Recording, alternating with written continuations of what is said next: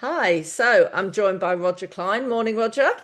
Good morning. Hi. So the news came out yesterday that the NMC are recommissioning the work previously sent to Ijeoma Omambala to look into the whistleblowers and the handling of those whistleblowers. I just wanted to chat to you about that really and what your thoughts are on that. Well, I'm gobsmacked. I cannot believe, after all the criticisms of the NMC that came from the Rise report and their complete sort of lack of pace in dealing with the issues prior to the Rise report, Yeah. seem to be stringing out the most important investigation they ought to be doing at the moment. My understanding from their press release is that Ojima King's Counsel has pretty much finished their report. Yeah. There's a personal issue that requires a short amount of compassionate leave, and she is saying that around the end of August, her report will be complete. This is a report that's taken a long time to do, partly because of the complexity and the amount of evidence, and I'm sure in part because of the lack of cooperation from the NMC. I mean, I thought it had been a year, but it's actually been November 2023 it was started. No, So that's a year and over a year and a half. 2.5, yeah. So the NMC should not be spending more registrants' money on a new lawyer Yeah.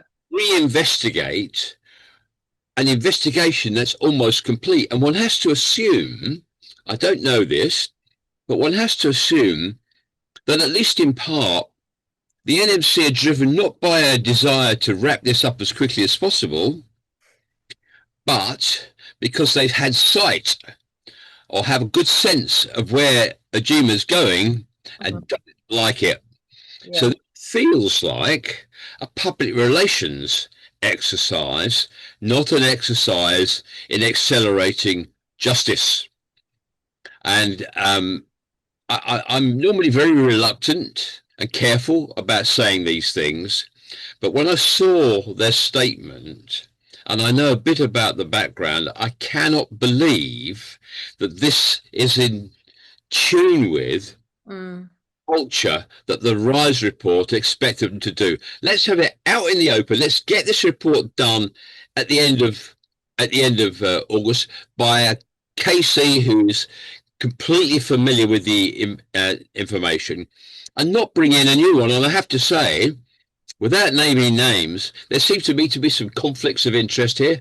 Conflict of interest because one of the lawyers involved has represented the NMC at the thorough inquiry, and I'm really taken aback that the lawyer who's taking this on is the chair of Protect. I used to be a trustee of Protect, and I'll be writing to Protect to clarify if they're aware that the NMC used their name when announcing that they're sidelining the lawyer who has been doing this job to bring in a new one. That's not necessarily a reflection on the new one, but there's no good reason to bring in a new lawyer when this lawyer has just about completed it.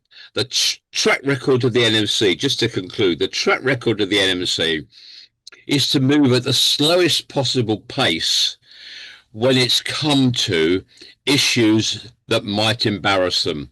Mm. I want some convincing that this isn't another example of that. I do hope that the oversight group asks some really difficult questions, but in the meantime, can we please not waste more registrants' money, tens of thousands of pounds, I'm sure, on yet another investigation that cannot possibly be as good as the one that's already almost completed and is extremely unlikely to finish in the same time period.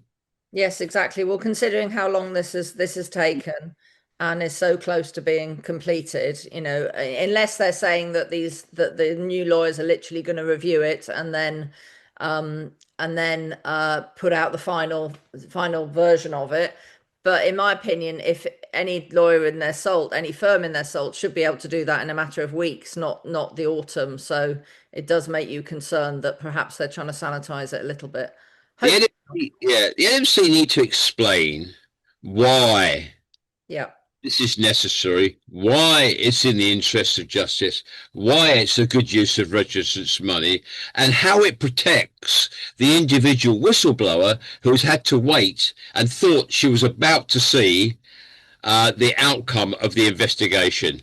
Yeah. I'd be surprised if the authors of the Rise report expected this sort of behaviour from the NMC. They thought things would start to change. Well, not much evidence of that so far. Doesn't seem it, does it? So what do you think the NMC should do next if they were an open and transparent organisation? I think they should do a reverse ferret. They should. I think they should say, actually, this isn't such a smart idea. There's a number of issues here: spending money, conflicts of interest, further delay, harm to the whistleblower, lack of transparency. Actually, we're going to go back to what we were doing, and we're going to try and make sure this is out by the end of August. Thank you, Roger. Thank you so much. Pleasure. Fingers crossed. Carry on the good work. Thank you. Bye-bye.